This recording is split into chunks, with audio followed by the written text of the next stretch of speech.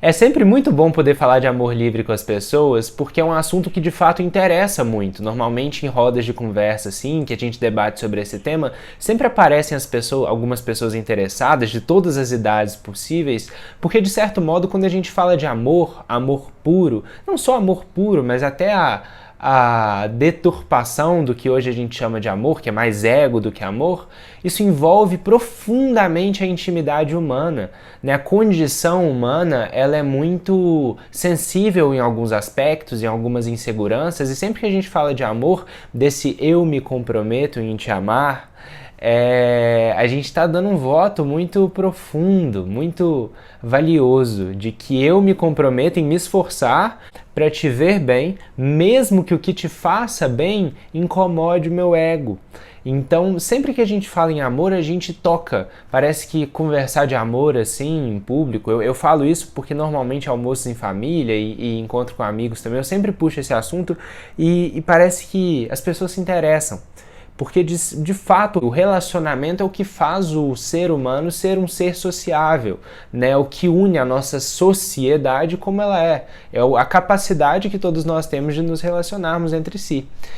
Mas sem desviar muito do propósito principal desse vídeo, hoje, gente, eu vou falar com vocês de maneira prática, abordar de maneira prática e obviamente teórica, porque para que a gente comece a nos mover em direção a uma reeducação de certas reações, de certos comportamentos, é importante que a gente tenha antes da ação uma convicção de que aquilo é a coisa certa, então de que aquilo vale a pena. E o que a gente vê muitas vezes, por exemplo, sempre que eu falo de amor livre, surge o grande problema, que é o problema dos ciúmes, né? Na verdade, o ciúmes ele é o grande vilão do amor em si, né? Ele é uma força quase que oposta ao amor. Porque ao invés de ficar feliz, de me alegrar com algo, com alguma situação, com alguma pessoa, circunstância que faz a pessoa que eu amo se sentir bem, eu me incomodo. Então se a gente parte da premissa básica de que amar alguém é desejar o bem dela e ela tá se sentindo bem e eu tô me sentindo mal, tem algo de errado nisso aí. Então esse algo de errado que impede essa fluidez, essa presença do amor livre na nossa sociedade é o ciúmes. E como lidar com os ciúmes? Eu tive muitas vivências com isso, né? Na verdade, todo o pensamento que eu desenvolvi em torno do amor foi baseado nas minhas vivências e no meu relacionamento.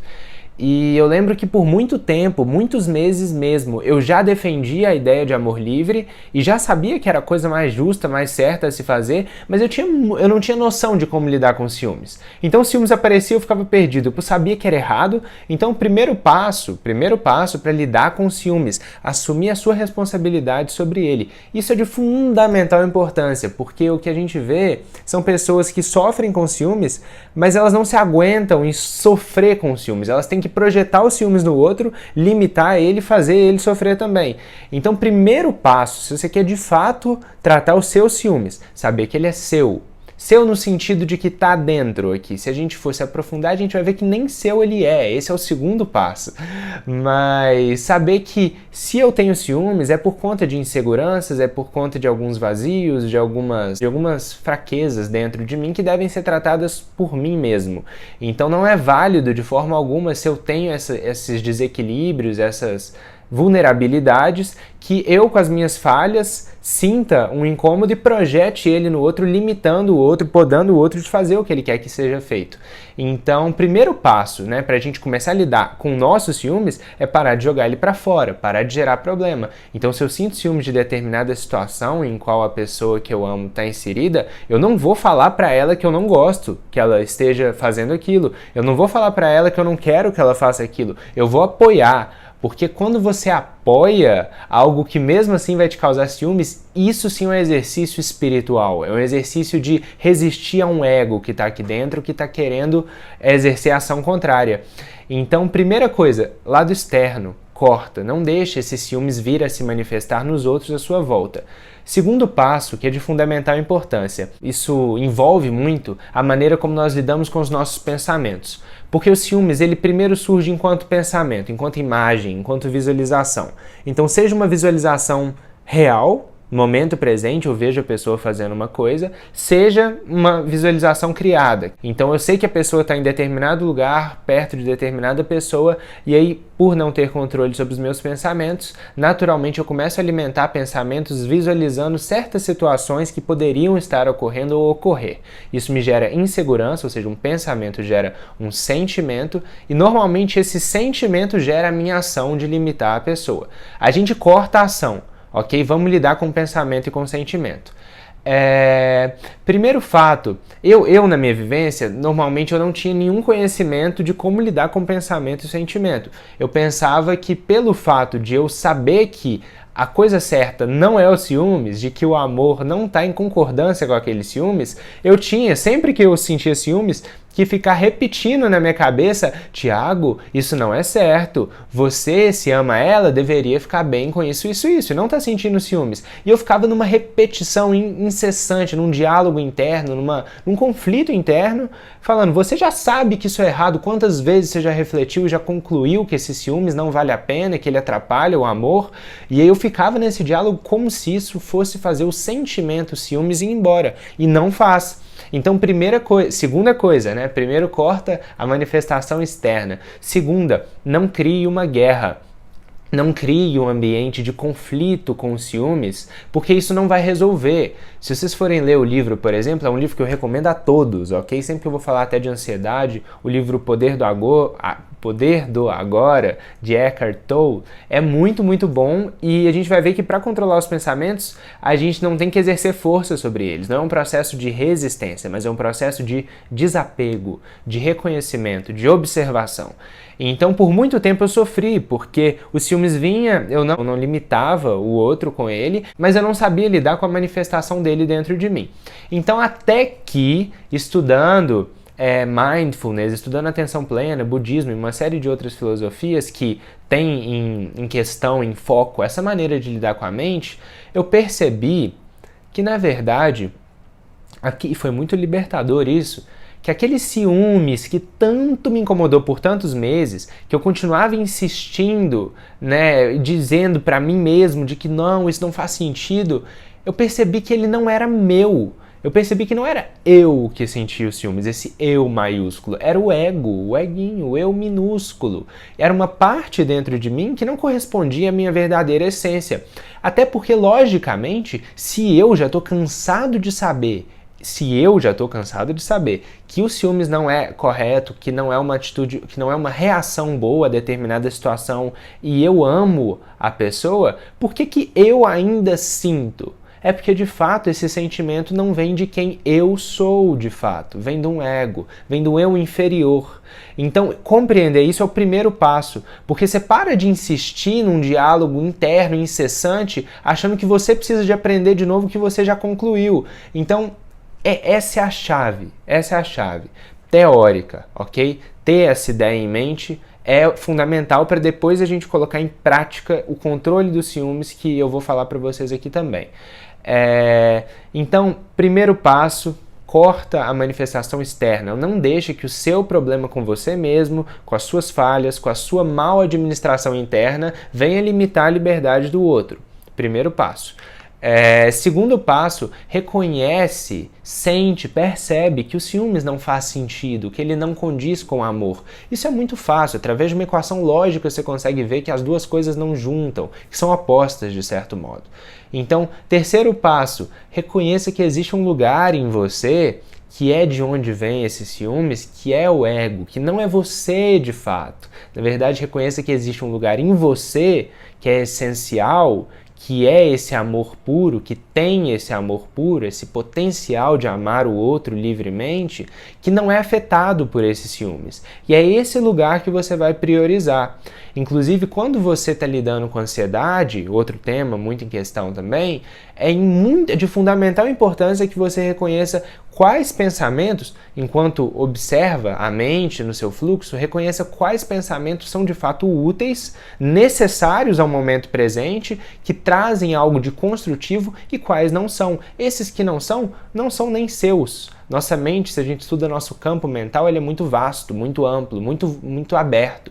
Tanto que em determinados lugares e situações, é comum que surja pensamentos que nunca haviam passado por nossa mente antes. Então, por exemplo, em determinada circunstância, a gente vê que vem um pensamento que vai totalmente contra os nossos valores, que a gente sabe que são nossos, as nossas crenças, e a gente pensa, como assim eu estou pensando isso? É porque, na verdade, você não está pensando isso. Ele vem de fora, por várias variáveis, e você observa. Só que você tem que reconhecer seu lugar de observador. Não como se você fosse sua mente e tivesse obrigado a pensar tudo que passa, mas como se você possuísse a sua mente e utilizasse ela como um instrumento, escolhendo os pensamentos que têm utilidade e não descartando de empurrando, mas deixando ir, se desapegando daqueles que não têm. Com ciúmes a gente vai fazer a mesma coisa. O ciúmes, na verdade, é só mais um desses pensamentos que não tem utilidade, que não pertencem ao nosso eu verdadeiro, à nossa essência, e que nos atrapalham no nosso relacionamento com o outro.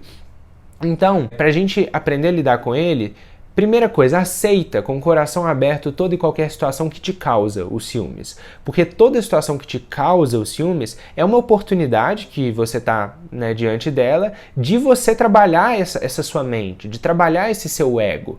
Então sempre aceite, não resista às situações que estão te causando ciúmes. A situação está ali. Né, o ciúme surgiu, e agora? O que eu faço com ele? Esse é o ponto-chave, para que a gente não aumente os ciúmes e para que a gente não reprima também, né, e cause outro desequilíbrio. Normalmente o que as pessoas fazem, né, até aí eu acho que é fácil de entender, só que na prática de fato é muito sutil essa linha tênue entre o resistir, entre o brigar com o pensamento e entre o deixar ir, entre o desapegar. Então, normalmente, as pessoas, quando sentem os ciúmes, elas visualizam determinada situação que gera um sentimento. Esse sentimento incomoda, a gente sente fisicamente. A emoção é um reflexo físico do pensamento. E uma vez que a gente observa essa emoção, mesmo uma pessoa que é consciente disso que eu estou falando, né, a emoção naturalmente ela demora mais um pouco para ir embora. Então a pessoa está sentindo aquilo ali, e se ela não tem controle, ela vai deixar com que aquela emoção gere outro pensamento, outro tipo de imagem daquela situação, que por si só aumenta os ciúmes. Então isso vai virando um ciclo vicioso de emoção, de sentimento, pensamento, que vai agravando as crises de ciúmes. Então, primeiro é cortar a fonte, o pensamento, porque o pensamento gera o reflexo físico. Então, corta a fonte. Como que a gente corta a fonte? Primeiro lugar, assuma sua posição de observador. Quando o pensamento de ciúmes vier, normalmente é questão de ver a pessoa naquela imagem já sentiu incômodo, é quase que instantâneo. O incômodo veio, o pensamento veio, não dá atenção para o sentimento ainda. Só não deixa que você dê atenção para aquele pensamento. Reconheça que ele existe, que ele está aqui. Eu visualizei a pessoa numa determinada situação que me causou incômodo, e da mesma maneira com que essa imagem surgiu no meu campo mental, deixa ela ir embora. Não tenta resolver ela. Não tenta prolongar aquela narrativa que normalmente acontece na nossa mente de e se isso acontecer? Será que isso vai acontecer? Será que com isso a pessoa pode me largar? Não alimenta essa narrativa. Eu sempre uso essa metáfora e ela é genial, né? Até para meditação em si. Esse controle de pensamentos é como se o momento presente, né, ele fosse o céu. E os pensamentos são nuvens que passam.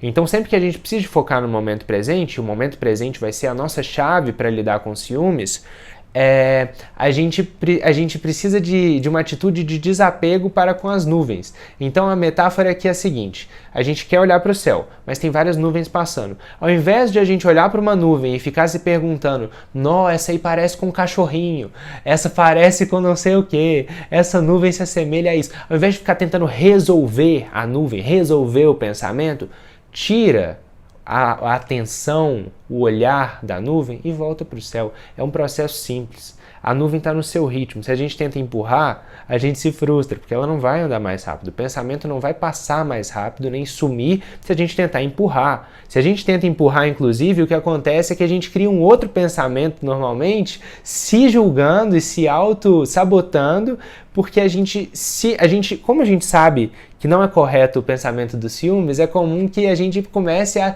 se julgar por estar pensando. Então, ai meu Deus, por que você está pensando isso? Mas você não sabe, você não viu o vídeo do Thiago, você não sabe que é errado. Não é assim que funciona. Aceita que ele existe. Eu dou muita ênfase nesse processo mental porque ele é muito sutil, né? A gente não está falando de algo concreto. Então, lidar com isso não é tão simples assim.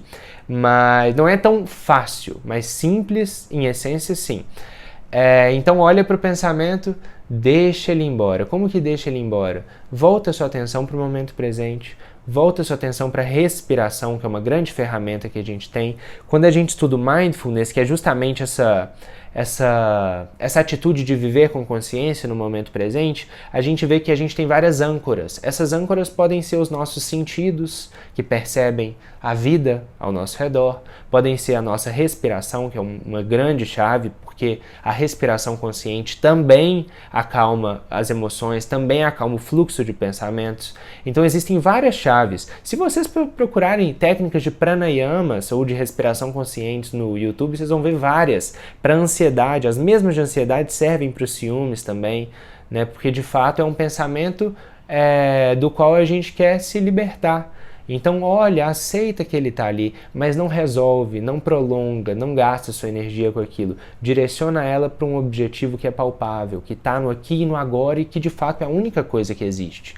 Aí você vai aos poucos, com esse treino, com esse comprometimento e com essa prática, tirando o poder que antes o seu ego tinha de te dominar. Porque lidando com ciúmes, que é uma dessas emoções mais fortes que vem do nosso ego normalmente, a gente lida não só com ele em si, mas a gente vai deixando de dar poder, deixando de dar autoridade para o nosso ego com relação ao domínio sobre nós mesmos. Então outros pensamentos que normalmente surgiriam em outras situações, como de raiva, de inveja, de rancor, eles vão deixando de surgir. Quanto mais a gente reconhece aquilo que é nosso, que é luz, que em essência essas certezas que a gente já possui, e mais nos desidentificamos, reconhecemos que nós não somos essas sombras, menos elas nos afetam. Mas isso não é um processo de guerra, é um processo de aceitação e de desapego. Então assim tem que ser.